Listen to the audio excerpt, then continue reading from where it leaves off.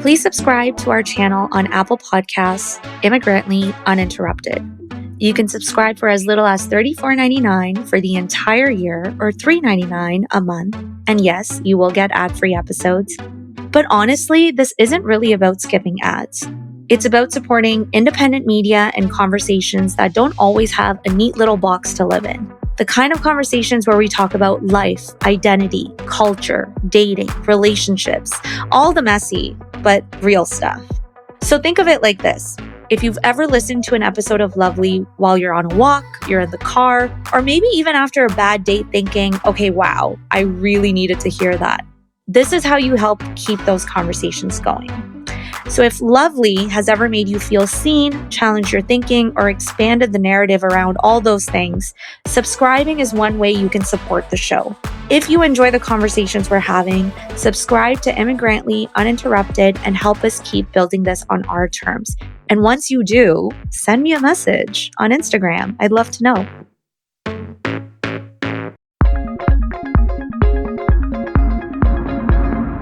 Hello, and welcome back to Lovely. I'm your host, Mahak, and I'm so happy you're here. So let's talk about life updates before we get into today's episode, because I think it ties in perfectly. You guys know I love to tell you if I'm going on a date, if I'm talking to someone, what's going on, who's on the roster. Guys, there is no roster. The roster is dead. Okay? It's like not even quiet. It's just like extinct. Not in a sad way, like I don't actually have the capacity for nonsense anymore way. Like it's not even that. I just get so irritated by people these days and for good reason. So I remember I was talking to someone, like it was a new conversation, right? On like a dating app. Like liked my post, I responded something back, he said something back, whatever. The conversation lasted like 45 seconds, okay? And the reason for that was like, I asked a question, got an answer, dry answer, like no follow-up. So I immediately know exactly what type of person this was, like puts in no effort to do anything. So I'm like, oh, are you allergic to asking follow-up questions? And when I sent this, I was like, oh, immediately his ego is going to be so hurt and he's going to unmatch me. 5 minutes later, unmatched. And it's just like, that's exactly what it is these days, right? And I was just like, babe, if that rattled you, like what exactly were we building here? And I remember, I think probably in the last like week and a half, I've said the same thing to two men. Like, are you allergic to asking questions? And both completely like disengaged from the conversations because they get called out on it and they know it's true. Anyways, I think that's kind of where I'm at right now. And it's never that I hate men. I believe there are good ones out there. The visibility into who these good men are and where they are is questionable, but I do believe that they exist. I'm actually no longer interested in centering my life around like finding like a good man. Like I'm gonna filter out the right men by asking questions because I'm not attached to the outcome of like, oh, I must be with someone. You know what I mean? So anyways, I've been sitting with this idea of like what to center, what not to center. And I've kind of been like, have decentered men for a very long time because I have been single for a very long time. And I think the mindset shift is, you know, my life gets to be good, exciting, peaceful, aligned first, and then a relationship if it comes, right? Which is just an addition, not the thing that makes everything make sense. Today, we're actually doing a feed drop episode, and it's from Dateable, the podcast. And the guest, Allison Goldberg, she has a very unique story as well, how on this journey of decentering men, she actually found her partner. And before you roll your eyes, it's not delete the apps and disappear into the woods, right? It's more like, what happens when dating is no longer the main storyline of your life? And then what happens when you stop overanalyzing every interaction and you stop trying to make something work just because it could and actually build something for yourself that feels really solid, that anything else is just a bonus, right? I also think there's a really honest conversation happening in the episode about the thin line between decentering and just giving up, because those are not the same things. And I think we've all been on both sides of it, right? So yeah, I think this one made me pause and I was like, okay, I have to share it with the folks that listen to Lovely. So yeah, anyways, I will let you listen and I'll check back in towards the end.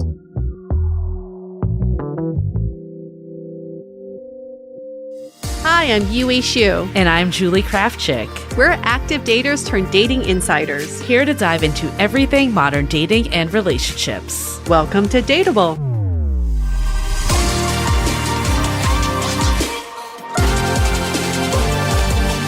Hello, friends. Welcome back to another episode of Dateable. Are we ready to laugh? I'm ready to laugh. Because Laugh this and guest learn. Makes me laugh every time. No, this is a great one. We're so excited to bring Allison Goldberg, who is a comedian and creator, and she hosts the hit live dating show Love Isn't Blind, where the men can't speak. And before Love Isn't Blind, she sold her live comedy show How to Break Up by Text to Audible, and we had her on the podcast back in 2023, season 16, episode 5, How to Break Up by Text. For anyone interested, we'll link it in the show notes too. So we're excited to have her back for a part 2.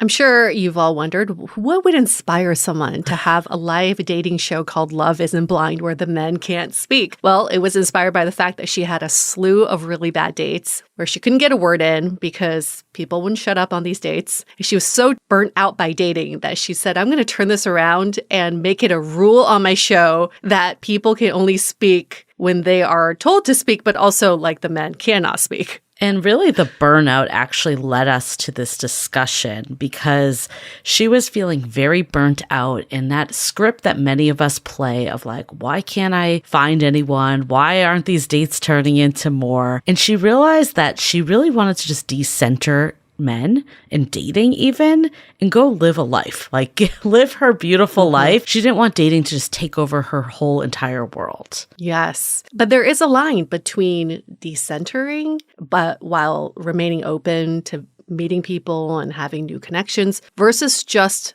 avoiding dating altogether because you're so fearful of things not turning out the way you want it to. Right. So in this episode, we definitely are going to discuss that. What is the line between decentering and heterofatalism? How she was able to change her views on men from being a little bit negative, we call her in on that, to recognizing there are good people out there. And how do you decenter without man bashing or women hating and going towards this heterofatalism? And then we start some brainstorming as well. We give you some ideas of what you can add into your life, whether that be activities or hobbies or events, interests that can help you decenter dating, but also putting you at the forefront and exploring what your interests may be. And of course, we hear her story of how despite decentering men and dating, she actually met a phenomenal man and is currently in a relationship with him. It's a beautiful story. We're so happy for you, Allie. It really is. And if you're kind of feeling the burnout, feeling the slew of bad dates, we definitely recommend checking out our AI coaching app that is powered by our very popular Finding Your Person program. So we have fed this app with all of our past insights and learnings from that program, and then have this powerful technology that essentially allows you to get a custom tailored roadmap based on whatever you're going through. Have the ability to do journaling and get feedback and track like, am I slipping into negative territory? Am I still open, or have I closed myself out to dating? And what is that line again of decentering and not making dating your whole life, but also being open to finding that person if that is what you're looking for? It's so perfect for those of you, because I know those of you who do this, who wake up at 3 a.m. with a burning question or a thought, and you don't know who to call because 3 a.m., everyone's asleep. Now you can grab our app and talk to it because the app never sleeps. The app never sleeps. It is a good point, though, because I think that's why it's so beautiful to have this like kind of dating coach in your pocket, because the reality is a lot of times when you're ready to talk to your therapist or a dating coach, you have to wait till your appointment. And by then, the ship may have sailed on whatever you were going through. Again, not saying you should not have a therapist, but it's like for the larger things. I think for questions and things that are more time sensitive, it's really good to have a resource like this. Yeah. Or questions you're too embarrassed to ask. The app will not judge. To learn more, you can go to studio.com/dateable or find it on our website. Okay, before we get into it with Allie, let's take a minute to hear from our sponsors. On December 12th, Disney Plus invites you to go behind the scenes with Taylor Swift in an exclusive 6-episode docuseries. I wanted to give something to the fans that they didn't expect. The only thing left is to close the book. The end of an era. And don't miss Taylor Swift, The Eras Tour, the final show, featuring for the first time the Tortured Poets Department. Streaming December 12th, only on Disney Plus. Hey, it's Howie Mandel, and I am inviting you to witness history as me and my Howie Do It gaming team take on Gilly the King and Wallow 267's $1 million gaming in an epic global gaming league video game showdown. 4 rounds, multiple games, 1 winner, plus a halftime performance by multi-platinum artist Travie McCoy. Watch all the action and see who wins and advances to the championship match against Neo right now at globalgamingleague.com. That's globalgamingleague.com. Everybody games. Okay, well, shall we get into it with Allie? Let's go.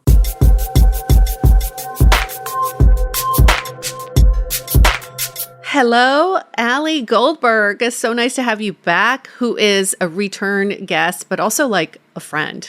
We've hung out with Allie outside of recording. Crossed the barrier from last recording to now friends. When we did hang out, I felt like we'd already hung out before. I had so much fun at that first friend dinner. I know. We laughed so much. It was so nice. Sadly, that restaurant we went to shut down. They're no longer in business. Oh, it did? Is it? Akasha. Once we were there, they had peaked. They could never serve anyone again. But back to you, Allie.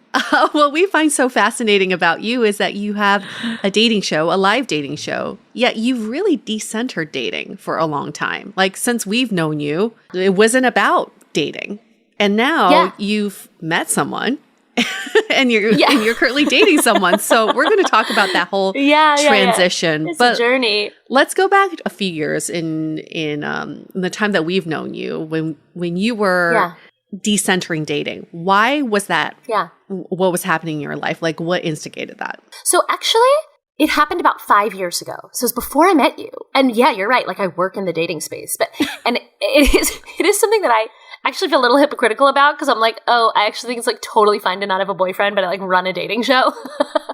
But for me, my show is really about like organized chaos. I love that couples come. I just love getting people in real life meeting each other. And I think dating shows lend themselves to that. But I decentered men, and I did not know that's what I was doing, because I think the term is maybe 2 years old. I don't know. Yeah, I didn't hear it till. It's definitely doer. And something I would love to talk to you guys about is like, how do we get other people to do it? Because what happened is something just like clicked in my brain. Like, I wish I had like a formula for other women, because I do have friends who have said to me like, I wish I could do this, but like I still like really want to meet someone, and I'm thinking about it all the time, and how do I meet someone?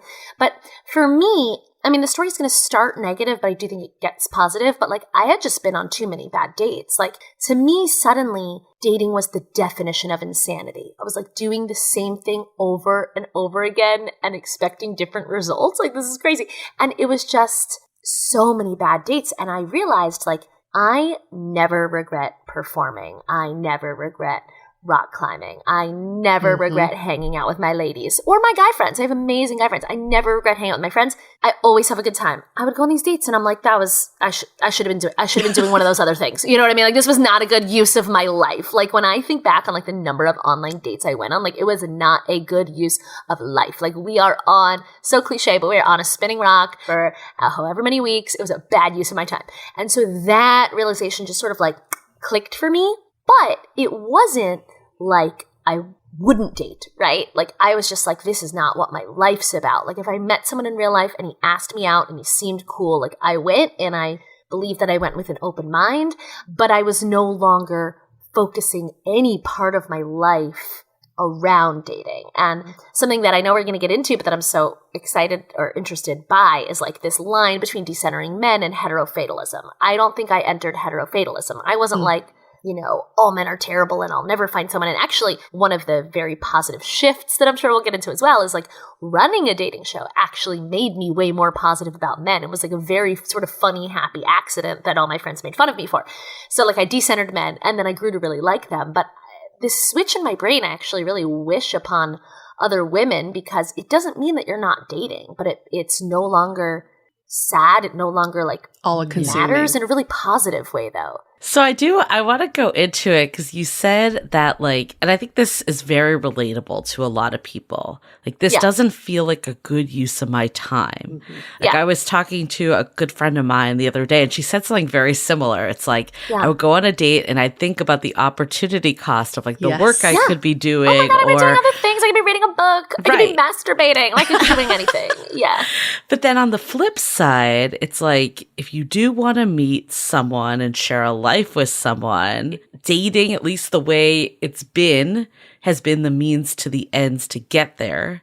If you're decentering dating and you're still open, how do you think you can still be open, I guess? And like, if you're really seeking a relationship, find a way there, or are you saying that you're decentering a relationship as well? So decentering, I think, is such an interesting, just sort of mindset shift. Like, I think we all know these friends who are like, ooh, let's go to this party. I think there will be single men there. And for me, decentering is like, that is a completely unacceptable reason to me. Like, and I mean, that's always been an unacceptable reason to me personally, right? Like, we should be going because you're excited about the party. We should be going to the show because you want to see the show. We should be going to that class because you want to go to that class. We should be rock climbing because rock climbing is the best pastime that anyone could have. Is it a cult? Maybe. So I think it's really that sort of mindset shift, and it doesn't mean you're not dating, but it's like you're living your life for you. And so here's what I think about a lot. There is no male equivalent of the Bechdel test, right? So for people who don't know, I did bring the official definition, at least according to Wikipedia. The test asks whether a work, it's talking about film or TV, features at least two women who have a conversation about something other than a man. Some versions of the test also require that those two women have names.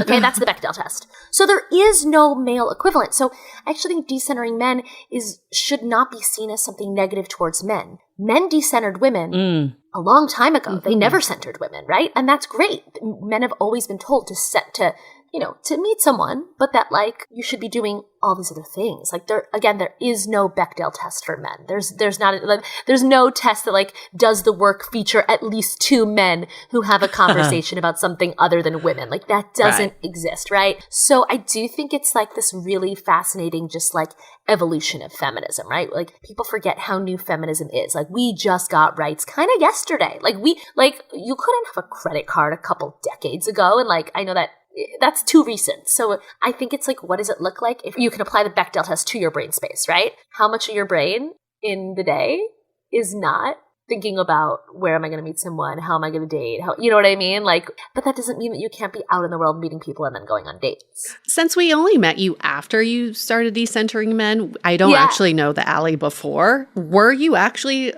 someone who centered men? What were you like? Not centered in the sense of like, because I've always had like a ton of hobbies, but I very much was like, I want to meet someone. I need to meet someone. Why have I not met someone? Why has everyone met someone but me? Like a lot of those kind of brain spirals. Yeah. Which is why I actually really wish this upon other women. And I've had girlfriends be like, I wish I could have that switch, but I really want to meet someone. I really want to have kids. And I get it. Like these are all real things.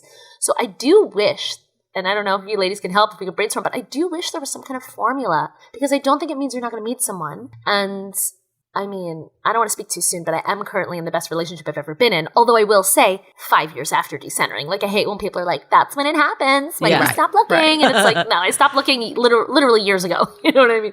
But, I do think I also spent the last 5 years, like, pretty focused on, like, building a life that I'm obsessed with. And, some of the cliches probably are true that, like, he saw that life and was like, oh, that looks good. I know. I feel like this formula, it's like Yue and I've talked about a lot, because I think actually for both of us, that was a piece of it too. And again, I don't want to like equate like decentering doesn't mean like you can't find someone. It also doesn't even mean like you can't be on apps. Like I was on apps when I met my husband, but I feel like I was in a place where I was like, if this is my life single, then it's pretty freaking awesome and I'm good. And someone is just additive. And I think it's like getting to that place, and then like you can still still, again, be open. But that formula to get to that place, people ask all the time. And it's very hard to pinpoint what it is. I mean, some of it is obviously just getting comfortable with yourself, knowing yourself, realizing your value doesn't depend on if you're in a relationship or not. But unfortunately, there's not that like 1, 2, 3, and then here you go. I wish. Because sadly for me, it was a negative journey in the sense that like I went on so many like atrociously bad dates where like they were worth it because I have stand up about it. You know what I mean? But it's like so bad that it was like my brain just fucking snapped. You know what I mean? And so I don't want to tell people, oh, the formula is to go on like 1,000 go on so many bad dates that you lose count. You know what I mean? Like that's not the formula. But like that is what happened to me. I mean, I wish I could say like just, you know, start rock climbing, but which I will say ad nauseum. But the thing like similar to the Bechdel test is like our language just like reinforces these things, right? Like we have been told forever that like if you don't meet a man, you're a spinster, right? But there's no male equivalent of a spinster. A bachelor, but it's cool. Yeah, it's positive, sexy. right? Yeah. It's that's something great, right? Silver fox. Like women, we don't have that vocabulary. So I think it's like acknowledging that this isn't negative towards men. Men have been doing this forever. Good for them. That's great. We're just catching up, you know? But where do you, okay, so this is where I see the danger going, right? You have all these great hobbies, you have great friends, a great life. Yeah. And then every time you think about going on a date, you go, fuck it. I'd rather spend time with the people I know I'm going to have a good time with or doing the hobbies I love doing. And then eventually you just get to a place where you go, why am I going on any dates at all? Because my life is wonderful. And what's to say that you would lose your even optimism or hope in meeting someone? Yeah. Well, I think that's where, and these terms are interesting because they're still being defined by society, but it's like, where does decentering slip into heterofatalism? Heterofatalism, I think, is being like, there is no date that is worthwhile. Like all men are trash kind of thing. And I think that's not good, right? So like, I still dated people for a lot of the time that I had like essentially decentered men. For me, I did quit the apps. It was more organic meeting. I think there were times where I was on the apps, but it was like, just was like mentally very different. Like I was no longer worried. I did used to feel like, oh, a part of me is missing because I haven't met my person. You know what I mean? And then I stopped feeling that way. I was like, I'm a fucking whole ass woman. Like I did not feel that way. And again, like I know that's maybe annoying to some listeners that it was just sort of this light bulb. But to your point, Yue, like I do think it's like it's this combo of decentering men, but not slipping into heterofatalism. So decentering men, but like staying optimistic, staying positive. Like I did get asked out at the climbing gym and after shows and you know what I mean, or at parties. And if I had a good conversation with a guy and he got my number, like I would still go. And I would go with optimism. And I mean, I know there are a lot of success stories on apps. I believe Julie met her husband on an app. Yep. But like, you know, those are slot machines. I do think you won the fucking lottery, Julie. You won that slot machine. You won that lottery so hard, girl. You fucking pulled that lever and boom. But like, you know, I do think it's like there are the Julies who keep the rest of us swiping. But I do think like if you meet someone in real life, then I didn't feel like I wasted time the same way because it was someone I'd already had a conversation with, gave him my number for a reason, you know what I mean? And was like, okay, like this could be, you know what I mean? Like the problem with apps is the number of times you show up and you're like, I would never have given this person my number. So for me, decentering was a lot of also like meeting people different ways and more organically. There's also really simple things. Like it became a huge pet peeve of mine when people in relationships would be like, why are you single? I'd be like, fuck off. What I would say is, do you have someone to set me up with? Oh, you don't? Okay, the conversation's over. But it would also lead to setups. You know what I mean? So what I'm hearing from you, though, is you were putting yourself in places and situations that still made you open. Like you were saying that, you know, you were getting asked out at rock climbing. You were suggesting getting set up. I think this is the part, maybe to Yue's question, that I see too with some friends of mine. It's like, what is the line of being healthy, living a great life that you're excited about and not making dating like the be all end all, but then the line of not trying at all. And I think there is like this extreme that we think of like not coming off desperate and making it everything, but then the other extreme is like kind of folding towel. It's like, how do you find that sweet spot? Yeah, it's a great question. Because the other thing that I consider myself lucky that I am like this, but I'm extremely extroverted. Like you guys know, I could talk to a wall.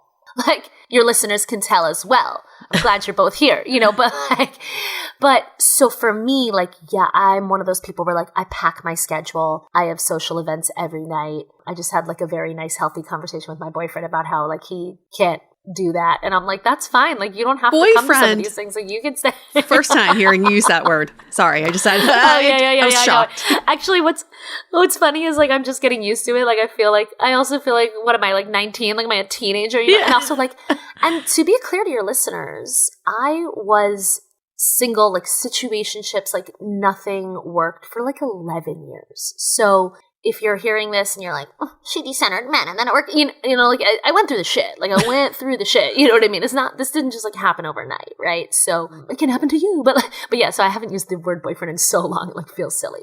But yeah, I'm so extroverted. I have a million events. So I think also some of your question, Julie, is like, okay, what if you're introverted? And now you've decentered men, but now you have a lot of quiet nights at home. Like, I do still think it's sort of like what makes a rich life. And it's like, it is forming relationships, like whether they're romantic or platonic. So like, you're decentering men, great.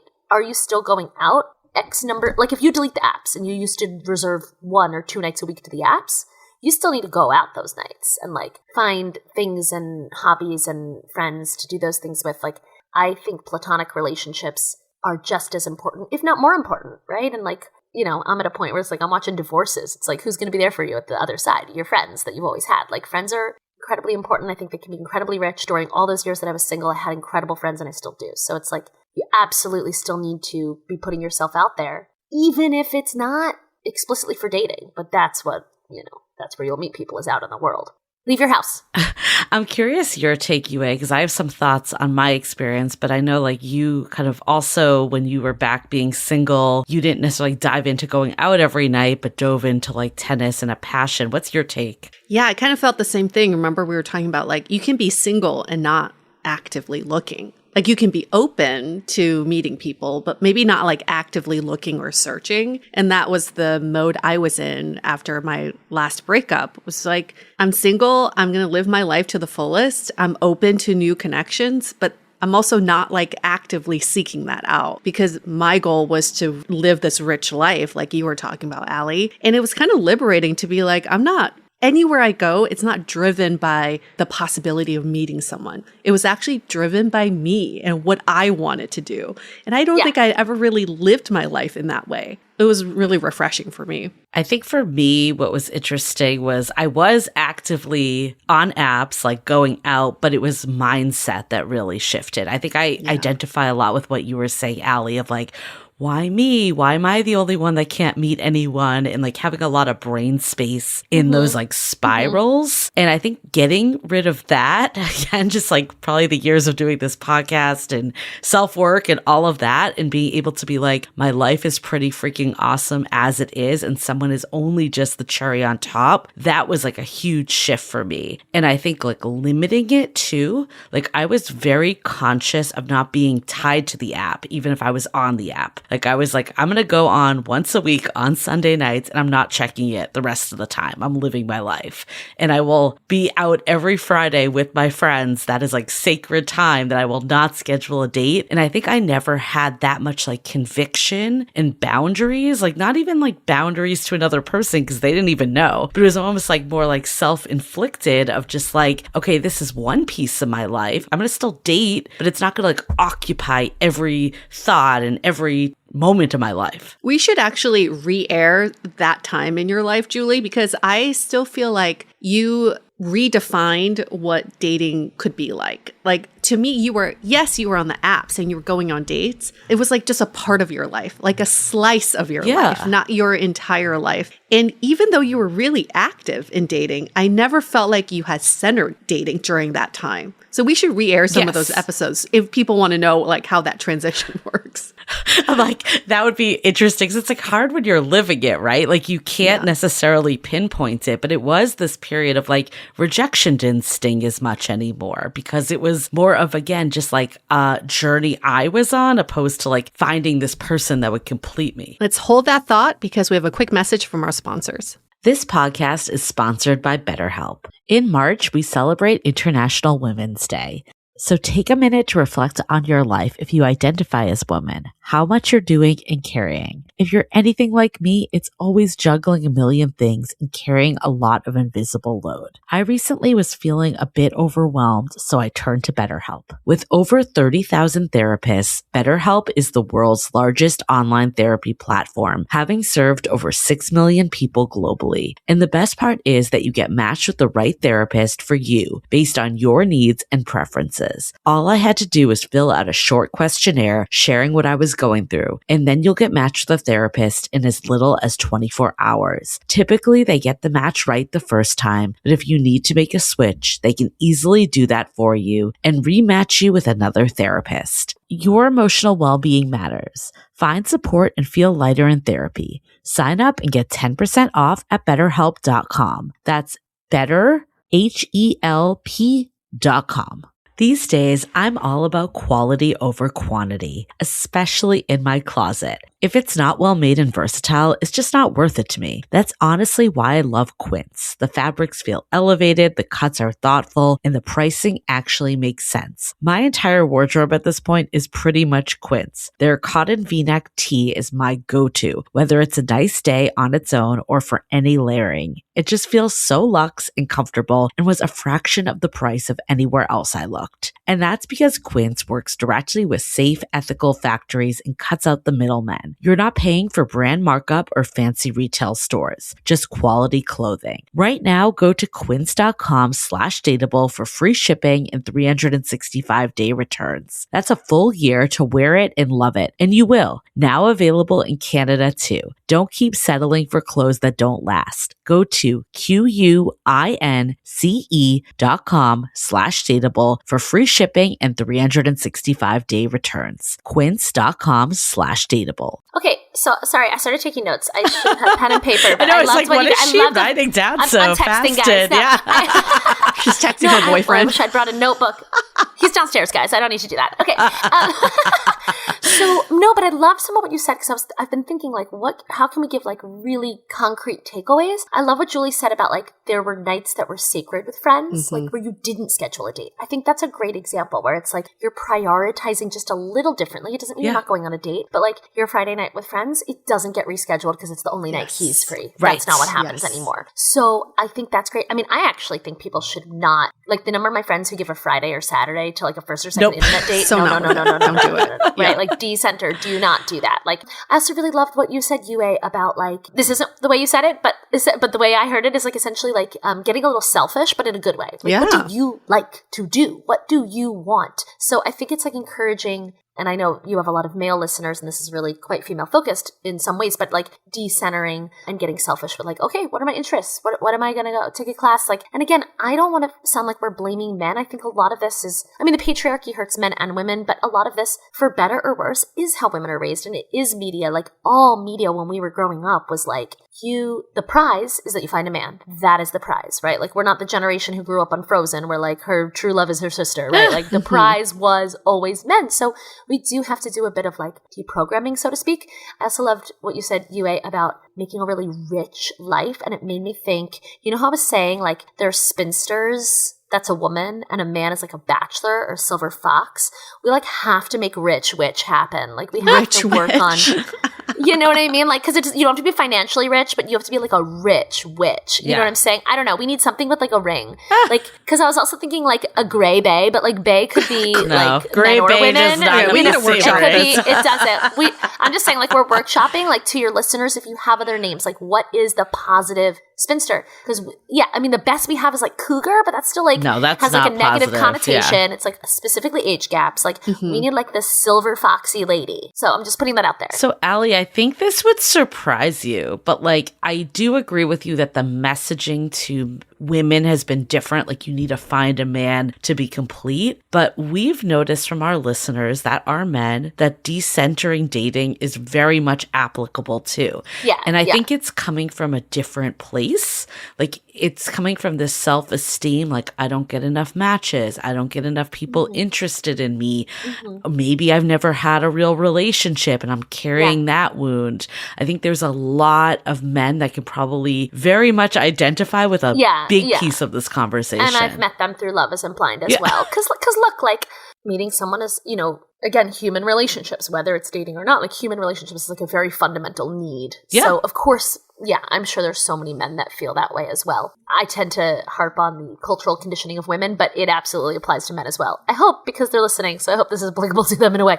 But yeah, I think if it's more about, like, as we've been talking about, like, that headspace of spiraling, like, why does everyone else meeting someone? Like, you might have to decenter women, you know, even though I think women should be centered, but okay. Speaking of men, when we first met you, there was a lot of negativity around men. Not gonna lie. So much negativity. Right? It was insane. It was insane. I actually thought it was like problematic for me to start a dating show. I was like, I'm too jaded. I can't be doing this. And I think we caught you right at the peak of all your bad dates. So you were, you know, you were like, I think you did. Yeah. You were like trying to get out of that. So yes, the negativity we felt, it was palpable. But you've definitely changed your tune a little bit, especially from doing Love Isn't Blind. So how have your views on men changed throughout the years? Actually, I hope this is helpful to people, because what I've been thinking about lately is, like, if you're heterosexual, it's so easy to go on a bunch of terrible dates and be like, all women are this, or all men are that, right? My bisexual friends actually have supported my theory. They're like, if you go with both, you're just like, it's just a lot of shit. Like, everybody's like, oh, everyone you can date sucks. You can date both genders. Like, that's amazing. I'm sorry, there's like more genders than two. Like, I shouldn't. But you know what I mean? People are like, oh, you're bi? That's so great. Like, everybody's a possibility. That's like, no, they're just everyone's more an asshole. humans. Like, there's still exactly. So first of all, I found the fact that everyone's an asshole to be incredibly uplifting, because when I started Love Isn't Blind, I started interviewing men and women for the show. And so I started to see a lot of the things my guy friends complain about, you know. So that was sort of a funny positive twist, was realizing that women also have a lot of issues. But on the flip side of that, it's so interesting and fun to be interviewing someone about their dating life without being on a date with them. I'm sure you guys have this experience like every week, right? So men would tell me beautiful things. They would tell me beautiful things about what they were looking for. And so I think also some of decentering, but not falling into like heterofatalism, is having more inputs. Like, something else I thought about recently is how Instagram is so incredibly polarizing. We know this.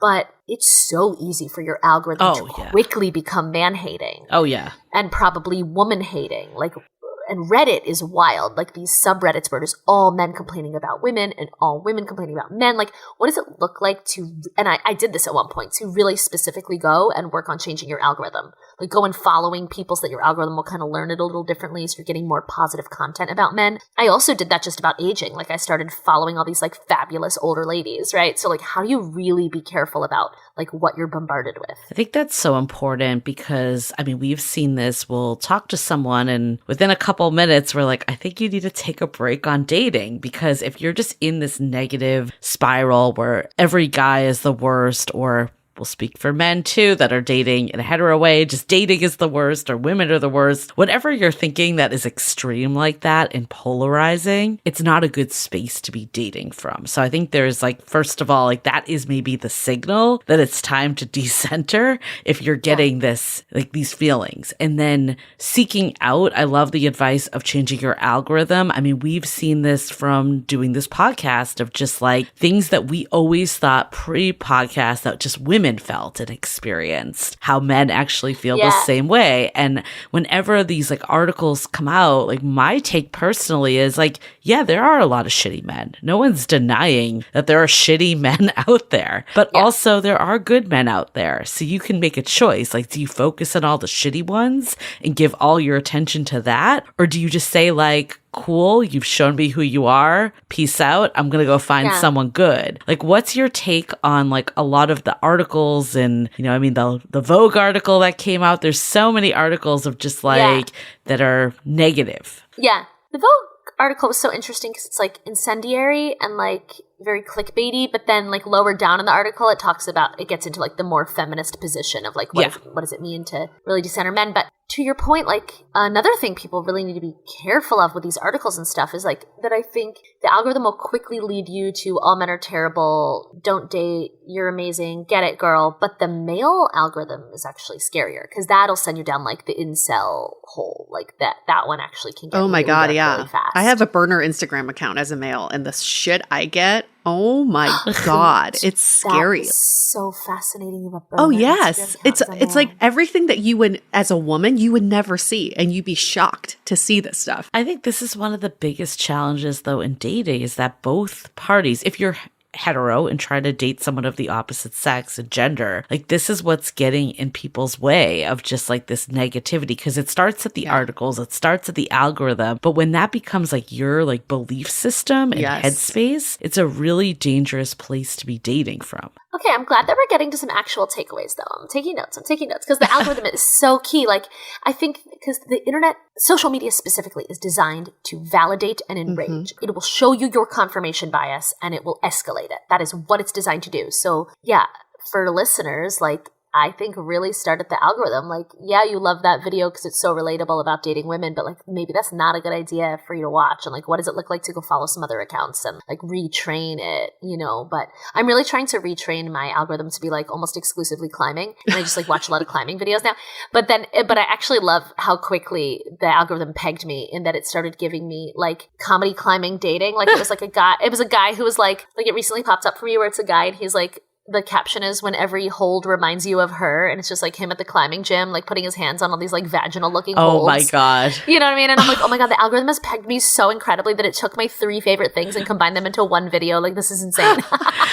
Okay, this is the other thing the algorithm does, though, is that it'll serve you the new content that you want to see, but then every once in a while, it'll sprinkle in something from your past to see if, are you still interested? Maybe this will still hook you. Yeah. And I think this is how our brains work, too. We should actively train our brains to think about the things that we actually want to think about, like the positive and optimistic things. But every once in a while, the past sprinkles in, and we have to take a pause and say that I don't want that. Brain, like get that out of my mind. Instagram, like social media, is built like your brain. We have to remember that. So we can expand out of the Instagram algorithm, like think about our own algorithm in life. We actually talk about this in our book a bit about like how do you change some of like your mindset around it. Of course, like for the people on social media, the algorithm is a thing, but I also think even if you're not on social media, just like negative dating experiences or this, you know, the loop of like, I see all the people that have found their person and I haven't, but how do you start to like retrain and see different things in life? I remember in our Facebook group, like one of our moderators always being like, look around, like there are good men in this group. I see proof of good men. And I think that is so important to find proof of good people out there, whoever you're trying to date, and then proof of good relationships. And I know for me, like one exercise I did, and this came from Amy Spencer's book, Finding Your Half Orange, was to look at all your friends in relationships and look at what you liked about their relationship and kind of pull from each person. Like in this relationship, I love that they're best friends. In this relationship, I love that they give each other like pet names. In this one, I like that actually like on a Friday night, one can go one way and the other one can go another way and they can come back together. Actually finding tangible proof of what you're looking for and changing the narrative. Like, why can't it happen for me? It's possible for them. It's also possible for me. Yeah. I took more notes. I love that. Okay. So something that happens at my show all the time is people who haven't seen it it's a dating show where the men can't speak. So in round 1, it's rapid fire questions and the audience can also leave questions in a hat. And sometimes people will ask things like, is your best friend a member of the opposite sex? Things like that. And the audience is always like, ooh, no. Like a lot of people think it's like a red flag if you have like good friends of the opposite gender. And I think that's wild. Like, I think you need to have good friends of the opposite gender for the reasons Julie just said, which is like you need it. You need to have all these like different inputs that are not this negativity. There's a piece of advice in the book attached that says, actually, a lot of people get dating advice from like other anxious friends, kind of, you know what I mean? They'll call other single friends to spiral about it. And some of that is inflicted by the fact that like I have friends who got into a relationship and just like immediately stopped understanding dating and being really condescending, and it was annoying. But I think you do have to figure out like there's a couple in my life where like now this is not applicable, but if I was spiraling about a guy, I would call them for advice. Like have that one couple that like is going to give you really grounded, secure advice from a place of they're in a relationship and they don't think everyone's terrible. You know what I mean? Like I do think you need that couple in your life to be your sounding board. I've actually even had guy friends. This is really cute. I've had several of my friends' husbands who I became really close with actually said to me, hey, if you're ever freaking out about a guy, like, I remember that dating was terrible and like, you should call me I'll talk to you. Like, it was actually really sweet. There are like several different men in my life who said like, I am the one you can call. But it's hard because you have these habits of like calling your other single friends. And then the other thing I wanted to piggyback off of that you said was that, for people that aren't on social media, there's still, like, think about the movies you consume. Like, a bunch of people DM'd me to watch the Anna Kendrick movie, Woman of the Hour, because she goes on a dating show and meets a serial killer there, and I run a dating show. And it's a true story. It's based on a true story. Damn. After I watched it, I was like, oh, that was not good for me to have watched. Like, I don't need... I mean, it's a good movie, but I was like, this actually... Like, there were no redeeming male. There was one guy who, like, kind of came around in the end, but was, like, still an asshole early in the film. Like, there were not good depictions of men at all. And I just remember thinking, like, this was not good for my brain. Like, I already see enough of this. So I do think, like...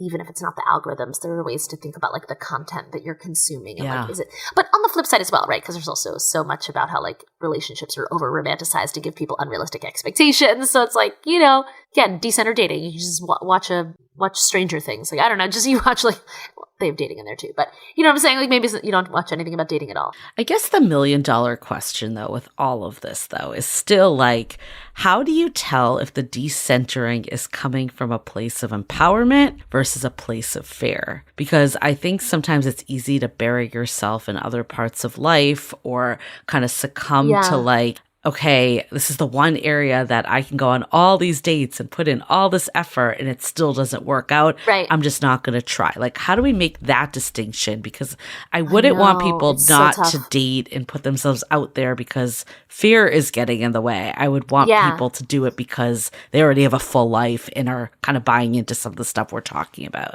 I know. And I mean, sometimes it does make me wonder, like, is the solution just like therapy that focuses on how to do it? Because it's like, it is just a mindset shift that can't go into the place of fear. Like for me, it was really just like, okay, how do I want to live my life and what do I want my life to look like? And I didn't want it to look like me sitting across from a stranger that I never see again over and over and over and over and over and over. You know what I mean? I don't know. It's really tough.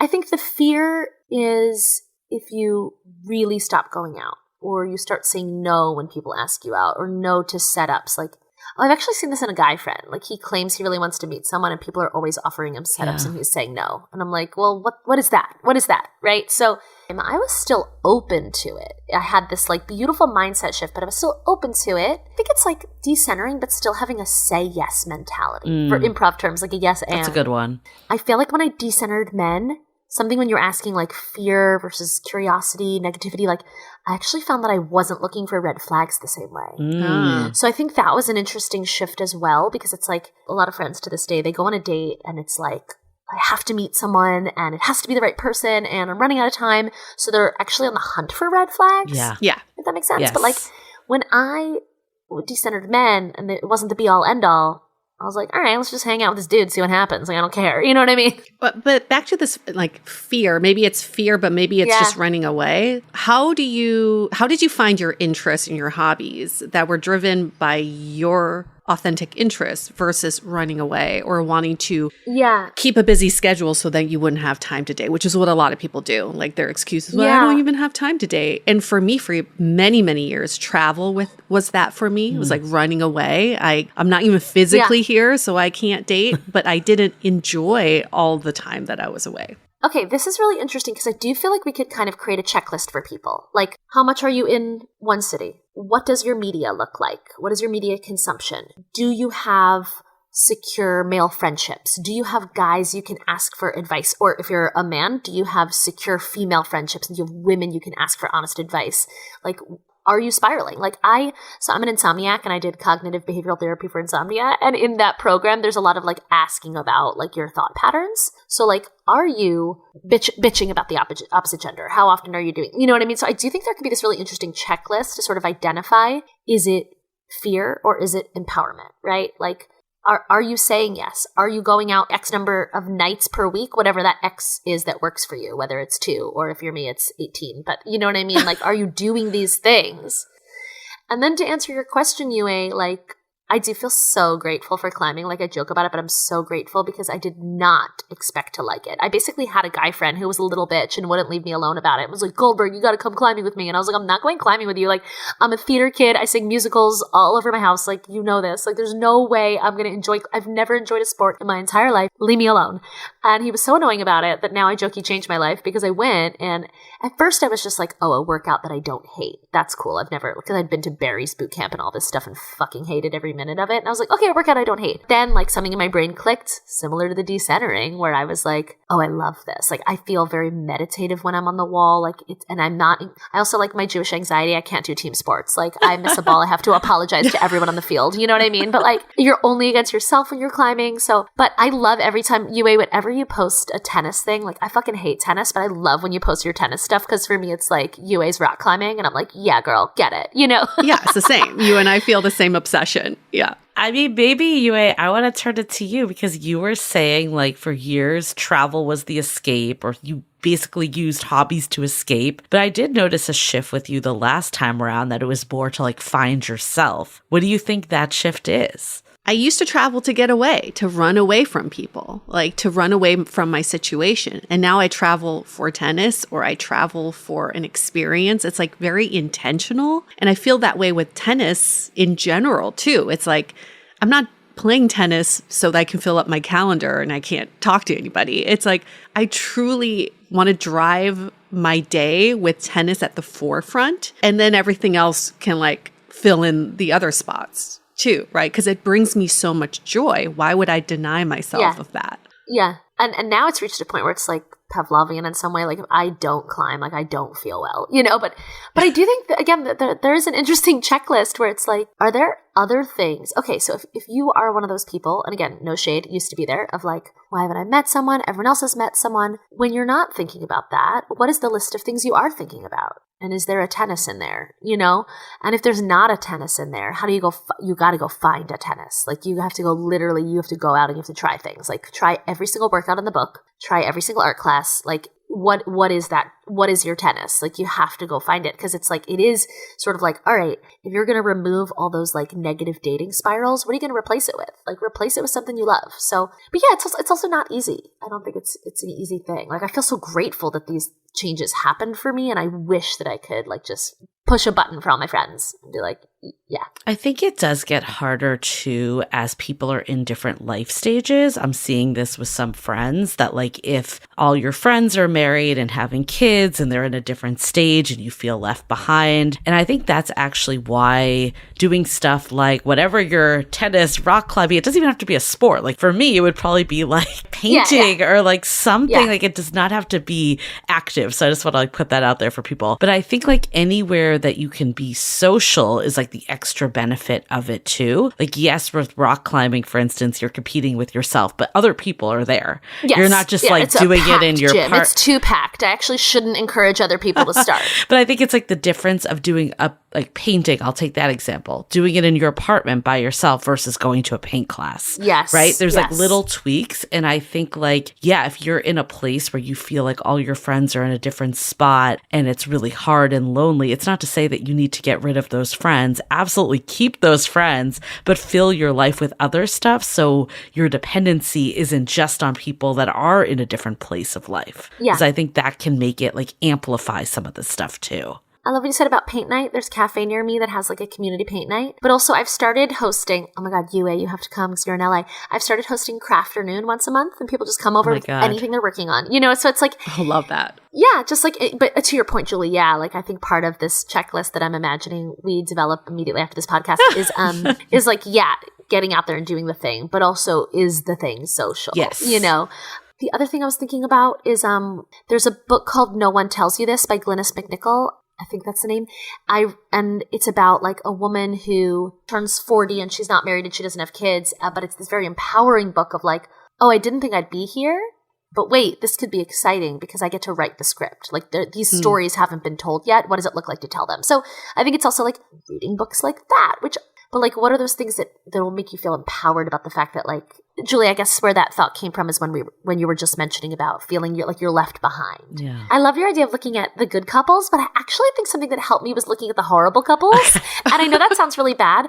I think what's hard when you feel left behind is it looks like everyone has this thing but you. Right. Yes. Right. When you look at the good couples and then you look at the bad couples, you're like, oh, I'm doing fine. I'm doing fine. Like, I'm not, like, don't settle. Like, I had a friend tell me when she was getting divorced, she said, I'm in a prison of my own design. Yeah. And I was like, holy shit, right? So I do think there's value. Yeah. We don't want you to get negative, but I think there is value in realizing, like, you can be any age and single and actually you're doing just fine. Just fine. You're fine. Because a bad relationship's way worse. I think something else that was helpful for me is I kept feeling like, oh, I'm so behind. I'm so behind. Like, because first it was like everyone had a boyfriend, then everyone was engaged, then everyone was married. You know, it was, I'm behind.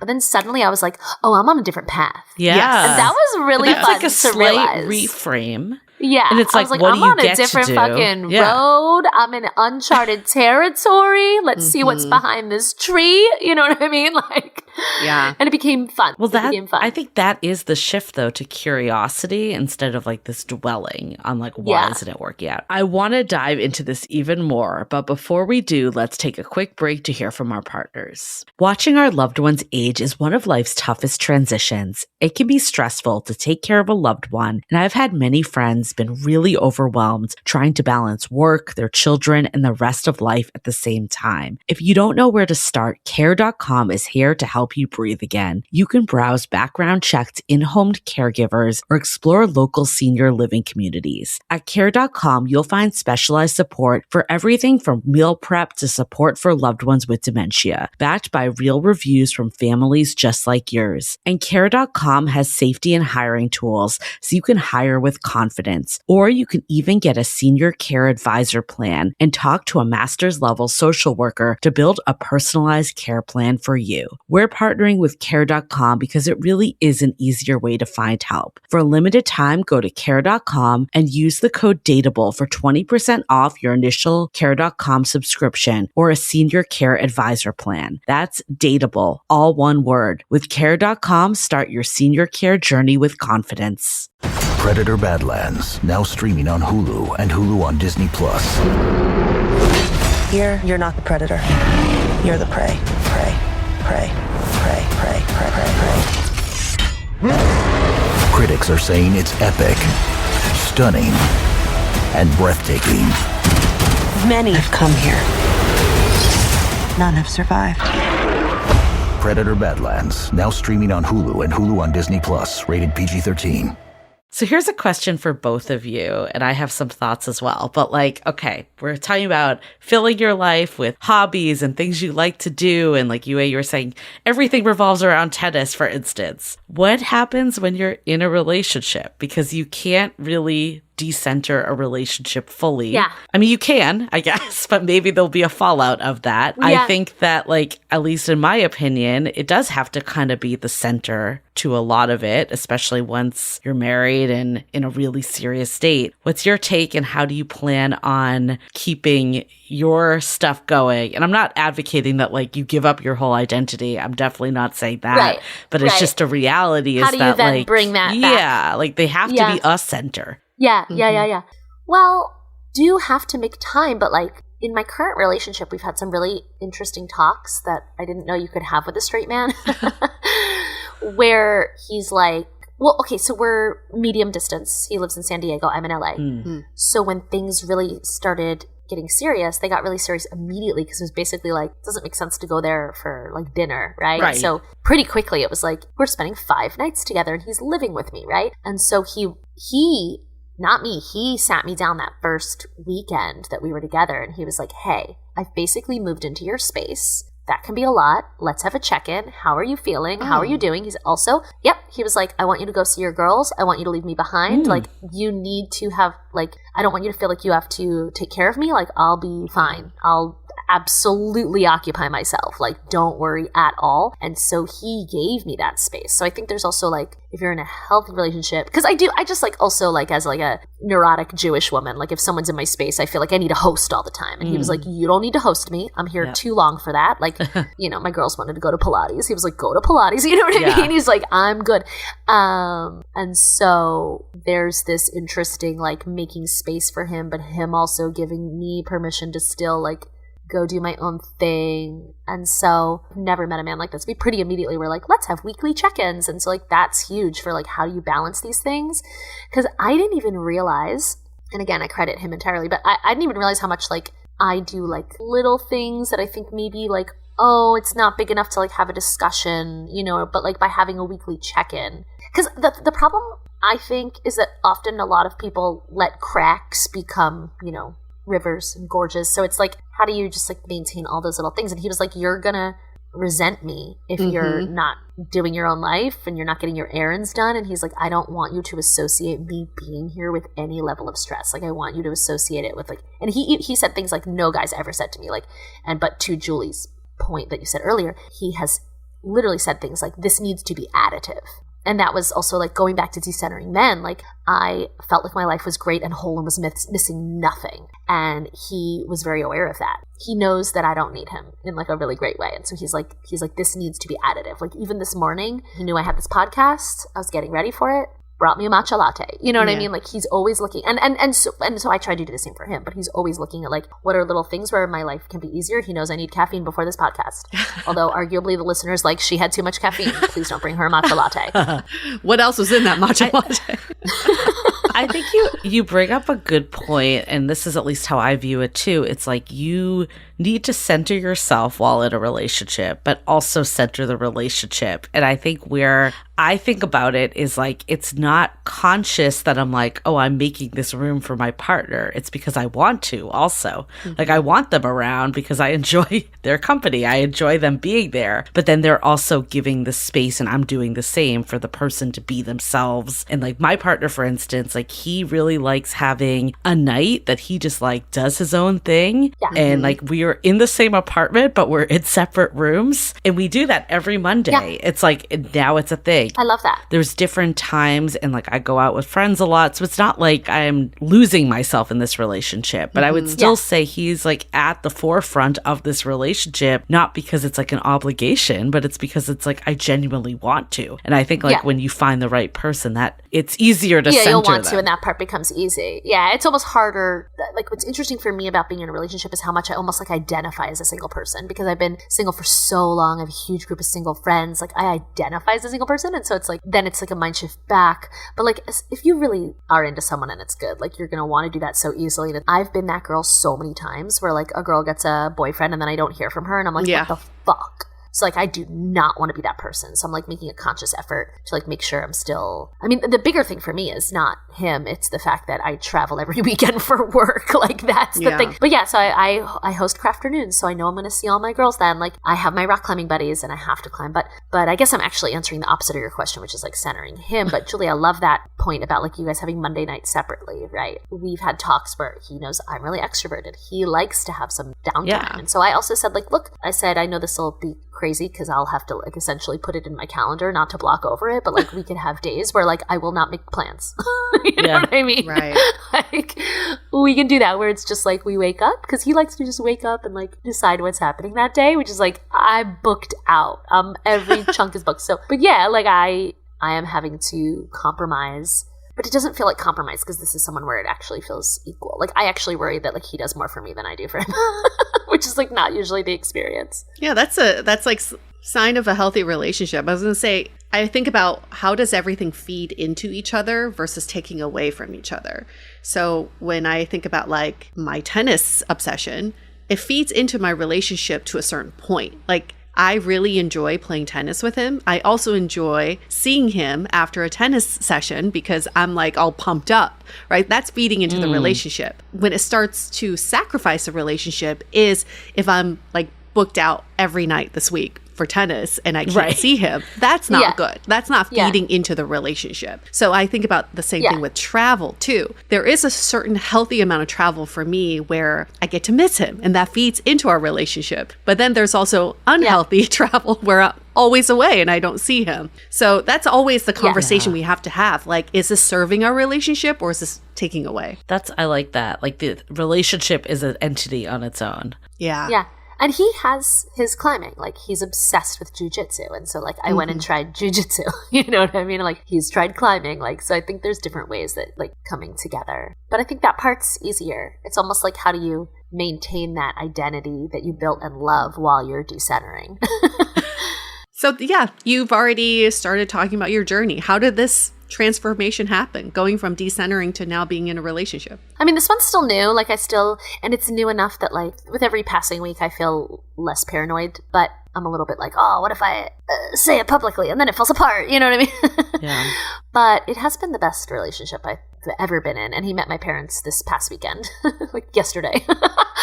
So it's been easy, but I will say to the point of decentering, like he did pursue, which was kind of cool. Wait, how did you guys meet again? At a show? Met at a show, yeah. So what happened is, and then people are like, oh my God, you met at your own show. Like, is this why you started your show? And I'm like, that's insane. First of all, I've been doing the show for 3 years, and like I've been performing for like 20. Like this is not why I did this show. But I was performing in San Diego, and this couple came up to me after the show, and they were like, do you get hit on all the time after shows? And I was like, never. I think the men are terrified of me, which is true. I never get hit on. And they basically were like, yeah, okay, so's our friend. He's scared to speak to you. But was he there? But he was there. Okay. They were like, but we would like to pitch him. And like they were so fun. Like speaking of like Julie couples that you look at and you're like, that I like these, like they were such a fun, like energetic, high energy couple. But I was like, if he's friends with you, like he's probably pretty cool. Which is also a reason why like I personally am pretty against the apps, even though they do work out. Look at you go, Julie. But think there's something so valuable about meeting their friends. Like, I think we really need to do away with this culture of like, when do you meet their friends? Meet their friends on the fucking first or second date. I think someone's friends say so much about them. Like, bring them. I don't know why we have to make it weird. Like, bring them. This is someone I met on Hinge. We're on date 2. Great, meet their friends. Because we've talked about it. I'm like, I would never have matched with him on an app. I mean, first of all, the distance alone. But he would have looked like some software engineer who's obsessed with jujitsu. Like, I would be like, what? But his friends were so fun. And then he came up to me and like couldn't make eye contact, which now is funny. Aww. But I know. I revealed that I had taken the train to San Diego. And at the end of the night, he said, I would like to get to know you. And it seems like the only time is I would like to offer to drive you back to LA tomorrow. Wow. Oh, wow. That's an act Yeah, of he knew I had a service. wedding. Yeah, he's like, I'll drop you off at that wedding. I'll turn around and I'll go home. And so, yeah, it was cool because like I have joked that I run a dating show, but I'm romance starved, and it was like a very romantic offer. And he did it in a way that somehow didn't seem creepy. I don't know how he did that. I tell him all the time, I'm like, how did that not seem so fucking creepy? But I do think also because I'd met his friends. Like, he clearly had like normal, fun friends. Right. Like, you know, it was less likely he was a psycho. I did not take him up on that, though, because I was like, that's crazy. Like, what? And actually, this speaks to the decentering. I was like, you know what? I am looking forward to this train ride by myself, to be honest. Like, it's a beautiful train ride. I don't need to be stuck in a car with someone where, like, what if we don't have anything in common and there's nothing to talk about and then it's like a miserable experience? I don't need to do this. So I said, let me sleep on it. And I texted him the next day, like, this was an incredibly romantic offer and I am romance starved despite running a dating show.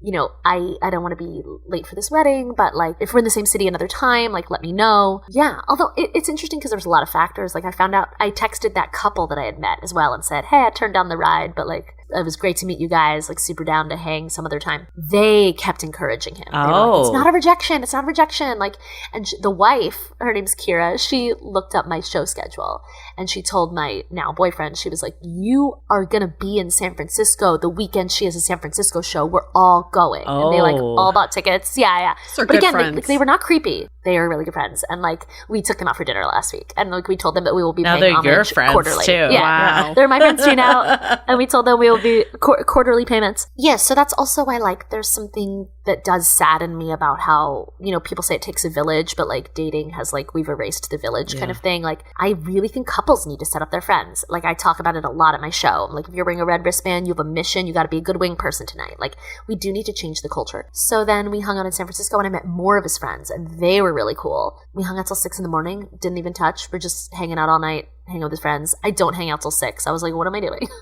And then we've been hanging out ever since. Love That's it. the story. But was there like a conscious or intentional shift where you went, I'm ready for a relationship? Well, this is tough because I don't want listeners to feel like that'll never happen to me. But like, he really did make an effort. Like, we didn't live in the same city. And he really showed me that he was listening to everything I said, which was unnecessary because I talk too much. Like, he really only needs to listen to 50%. But I'd been on a lot of terrible dates and I was like so tired of being treated poorly by men, and he just like showed me that wasn't how he was going to be. Like, I don't know. I mentioned that my favorite flower is the blue passion flower. I'm obsessed with this flower. And he went and bought me the flower. But this is like a weird flower. Like, it's not easy to find. It's a vine. He like bought me a fucking vine. You know what I mean? Like, he really made it clear. But the other thing that was interesting is, like, you know, he did meet me at a show where, like, my whole personality is on display. Like, the way he explains it is, like, he saw the show and was like, that one. He told his friends, he's like, I have to meet her, you know, which is, like, very nice and romantic. But, and then we talk about how, like, there was this imbalance for a little bit where, like, because I do joke, if you've seen my show, you've, like, seen my soul, where he knew me, but I didn't know him at all. It's like us with the podcast. Yeah, where people think they know you. Yeah. But he did. He knew me, but I didn't know him. And he told me later on, we talked about it, where he was like, he had to remind himself when I wasn't like texting back so often those early days, where he was like, she doesn't know me. Like, I am a fucking stranger, and I have to show her who I am now. So that's also why there was like that imbalance, and he was like committed to showing me. But like, he's very funny, which is like what my jam, you know, and he's very considerate. I think it's so easy to be jaded. Like, a lot of the complaints I hear from both men and women are just like people not putting forth any effort anymore. You know, how do you put forth effort on date 100? Like, I get it, you know, first date 100, but it's like, we do need to. There was this funny Instagram post about bringing back chalance, because everyone's so nonchalant, like, bring back chalance. Like, you know, if you like someone, make it be known. He told me later that there was this guy in his sort of peripheral friend group, like not inner circle, but that was making fun of him for like trying so hard with me, and told him he was a simp, which is like kind of negative. But I loved his response. Apparently his response was like, yeah, I'm simping. I like her and I'm going to show her. That should be a t-shirt. You know yeah, I mean? I'm simping. I think what I'm hearing from you, though, is it wasn't like this switch that you're like, now I'm ready for a relationship. It was that you met someone that felt like they could be a good fit for you and a good person to just get to know more and more. And eventually it led to a relationship. Yeah, like when I mentioned that we like hung out till 6 a.m., I mean, we just had so much to talk about. Like, it was like psychotic. Like, the first few times we hung out, we just like were up all night talking. Like, it's crazy. So it is like remaining open. It's like not, you know, again, like the line between decentering and heterofatalism. Like, I just really enjoyed hanging out with him. And so we kept hanging out. I know you were saying too, like, some people maybe can't relate because they don't do a dating show. And yeah. I don't want it to be like, well, you know, that's impossible. But yeah. But I guess that brings me to my takeaway, though, of this. I mean, this whole conversation has been so interesting. I think the one takeaway I have, though, is to like, how do you find what puts you in your element? Because you don't have to be on stage. Like, we've talked to so many people over this podcast. Like, I mean, I've had this experience too when I like started 500 brunches back in the day. Like, I didn't even know my ex-boyfriend was hitting on me because like I was just like in my element and like happy. And like, we've talked to someone that worked at like a film production, like not on stage at all. Like, it could be any job or any like element, rock climbing, tennis, whatever it is,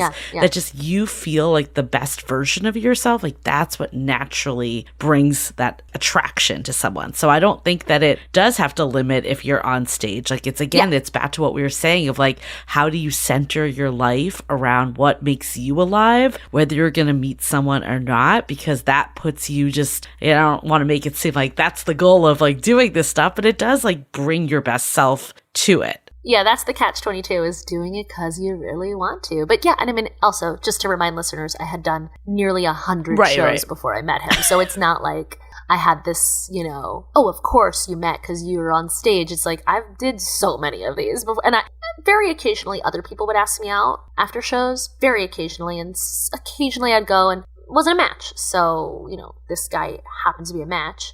Would like to believe if I met him in the wild somewhere else, maybe the start would have been different, but I'm hoping the end would have been the same, right? Right. The other takeaway I have too is like, when you decenter dating and not make it like every last consuming thought, that's when you can see if something is additive. Because if it's like such an end goal, like that's when anyone will do, right? And we want to get to the place where you're finding the right relationship for you, not just any relationship. And seeing the effort that comes through, those are the signs, the green flags, instead of focusing on all the red flags about someone trying to like go on a date and remove everyone. When you decenter, you see the people that feel additive, and then you can invest further in them. Yeah. And then my last takeaway from this conversation is really getting clear of why you're decentering is so much of the energy, because what I've heard through this whole conversation is the tone shifted, right? Instead of I'm getting left behind, what do I get to do? Or I'm on a new path. But I think if it's coming from a place of fear, that negative energy is still seeping in. So it's really important just to like listen to how we're talking about dating, how we're talking about the people we're trying to date, how we're talking about where we are in life and what our life looks like, and really keying into that information. And I think we offered a lot of really good solutions for people to really kind of retrain what goes into that algorithm, whether it's social media or the algorithm of life. I know for me, it was as simple as maybe limiting some time with a certain friend that used to get really negative. So again, it's not saying to like get rid of your friends, but like maybe there's a way that you could box in who you go to for advice or who you actually engage in these conversations with. Another thing that made me think of, Julie, is that some of my girlfriends, we have like a 10-minute rule. Yeah, that's We're not allowed great. to talk about men for more than 10 minutes. Like, because we want to catch up. I want to hear about your dates, but it's like 10 minutes and then we move on to everything else in the world. Well, that's a big piece too. It's like, and I think about that book, The Finding Your Half Orange. It's like the whole point of being in a relationship is to be happy. So why aren't we being happy now and doing what makes us happy and beelining to that happy, even if we're not in a relationship? And like I talked about earlier, of Friday night was like reserved for friends because I knew connection was important to me. And even though I'm looking for connection in a romantic partner, I don't want to get rid of the existing connection that makes me so happy as it is. Yeah, I love that. I think that just feeds into my main takeaway is when we say decenter dating, we're not just saying just dating. Decenter everything else in your life. Decenter work, decenter family, decenter friends. Yeah. Because at the center is you. You are the driving force of all these other areas of your life. So we're not saying like switch out dating for work, you know? Like the center is still about what drives your happiness, your growth, and creating this rich life, and not about filling this void with all of this noise. And dating can be noise if you don't lead with yourself.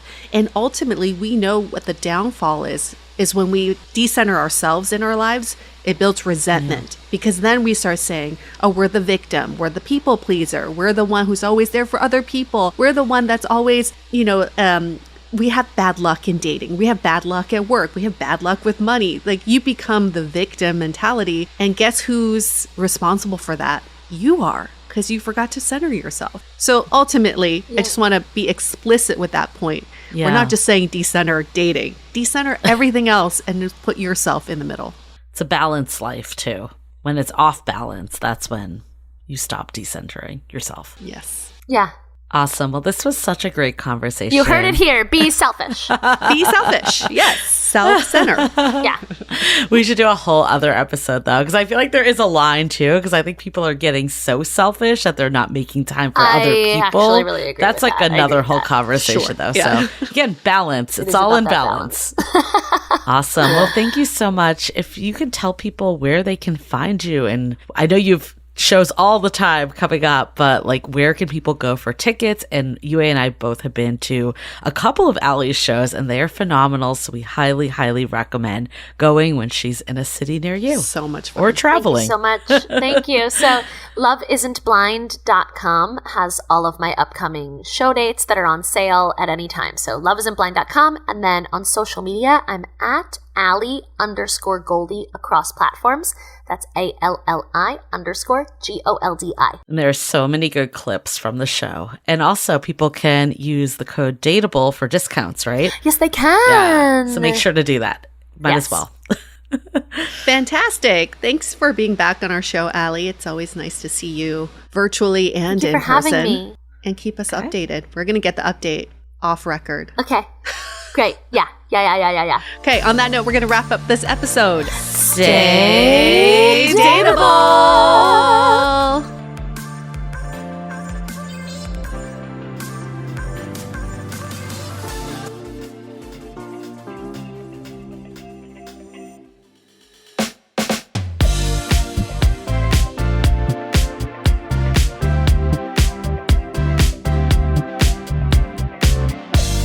Okay, so that was Dateable. And I think the biggest thing that stayed with me is this idea of not dated like you're being evaluated, right? Like you're not on trial. You're not trying to win someone over. You're not trying to prove that you're worth choosing. You're just living your life, and people either fit into it or they don't. And I think when you actually get there, like really get there, you start seeing people so much more clearly. Because like I said in my intro, when you're not attached to the outcome, you're not trying to force potential. You're not ignoring things just because you want it to work. Like if I was actually trying to force potential, I could have easily engaged in that dry, boring conversation for another few hours and then actually gone on the date and being like, no, this was a waste of my time. When you're not doing that, you're actually thinking like, do I even like you? Am I even having fun? It's more about yourself and your needs and your wants, and then kind of figuring out like, what do you actually want from it? And if it's not aligning, then okay, next, thank you. So yeah, again, just to be clear, decentering men is not I hate men energy. It's I love my life enough that I'm not rearranging it for the wrong person energy. So if this resonated, or you feel like you're kind of entering your own version of this, or even if you're like, absolutely not, I still want a man immediately, like I get it. Both are valid. The whole purpose of this is to center what you want the most, you know, and if that's that, then do it. If you're just doing this for the sake of doing something, it's not going to be aligned to what's going to bring you fulfillment and happiness. Reach out to me on Instagram, like send me a DM, what part resonated with you, and we'll talk about it. And as always, I will be here again next week with more Lovely.